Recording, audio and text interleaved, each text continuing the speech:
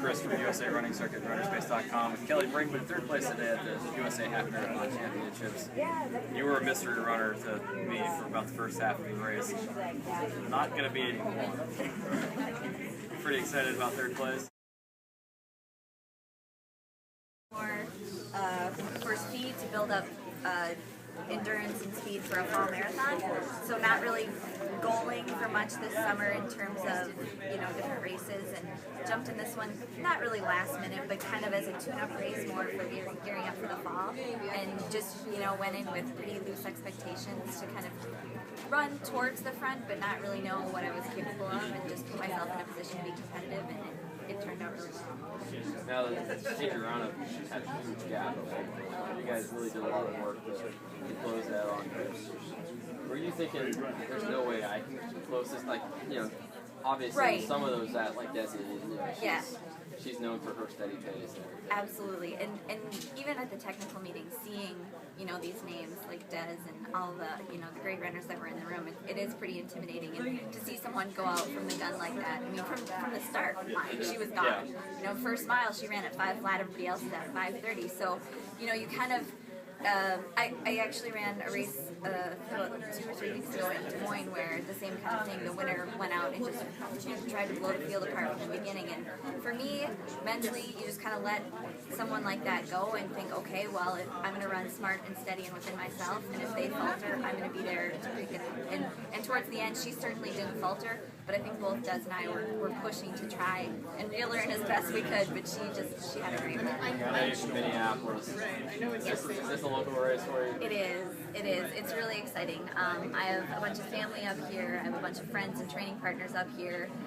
Even some of the local media and people, race directors and things like that. It being a relative unknown, they still know me just because of being kind of local. So it definitely feels like a hometown race, which is fun. It's a big bonus too. It is, absolutely. Yeah, seeing friendly faces out on course and around the event is fun. So what's next for you? It's funny. This was kind of the last thing on my spring calendar. I had a couple races in April and May and June, and now I have to sit down next week and kind of look at the schedule to see what's going to be right to tune me up for my fall marathon. All right, Kelly. Well, congrats on the big run today. Yeah. What marathon are you running? Twin Cities. Twin Cities. Yeah. Another big local one. Yeah, exactly. Hometown. I like the hometown events. All right. Well, congrats on the run today. Thank you. Kelly, tell me a little more about your backstory.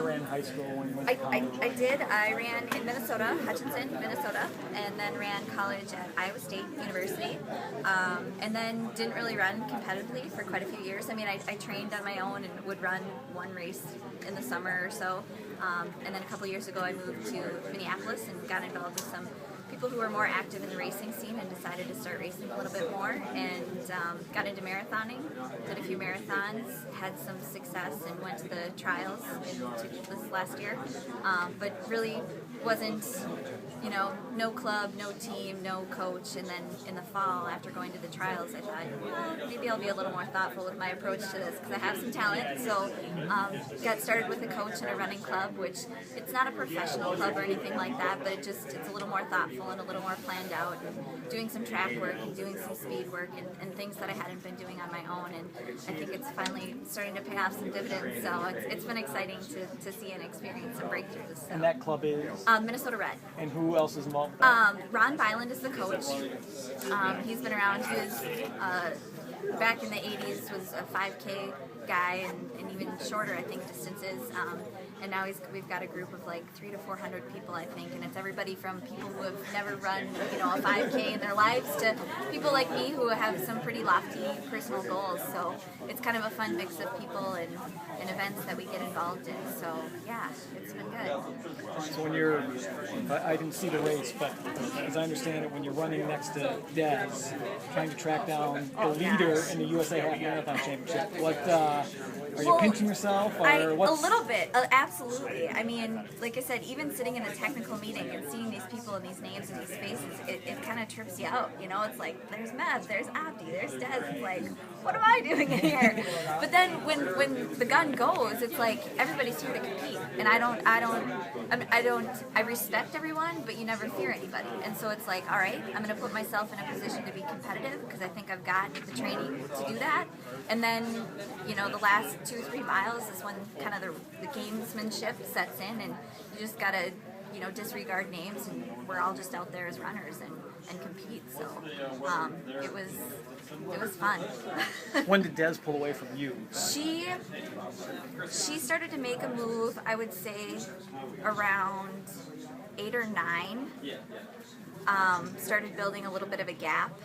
And then it more or less, and then I don't know the woman who was right next to me, but we were battling, you know, through to even the last little corners, which was good for both of us because we were both kind of creeping up on the 2 in front of us. But it kind of worked out that it was first, second, and then third and fourth together. We kind of got these gaps and then just maintained them. So it was trying to reel her in, but couldn't quite catch her. So when you were running with Des, was there a bigger pack at that point? Or? Yeah, yep. Even up through, like, I would say the first 7, there was a good pack. And then from 7 to 9, it sort of spread out. And it felt like there were about 5 or 6 of us, always with, you know, the leader out front. And then from there, it kind of scattered. And then it's kind of tunnel vision, and I don't look forward, I don't look back, and you just go forward and see who you can reel in, and realize that there are people behind you trying to reel you in, so you got to keep it rolling, and just finish as strong as you can. So it was a good day for me.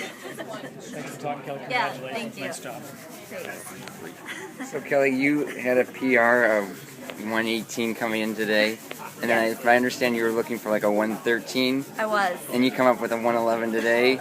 Was that a total shock, or? It's insane. I want to say no, but it kind of is. Because like I said, I was thinking 113 would be amazing. I mean, realistically, after coming off of Dam to Dam and knowing how I felt and how I did there, it was like, if you do a little conversion, a 113 would be great. But to run a 111 and be on the heels of Des Davila is like, pinch me, I'm dreaming. So I'm ecstatic. I'm really excited. Excellent. Yeah. Congrats.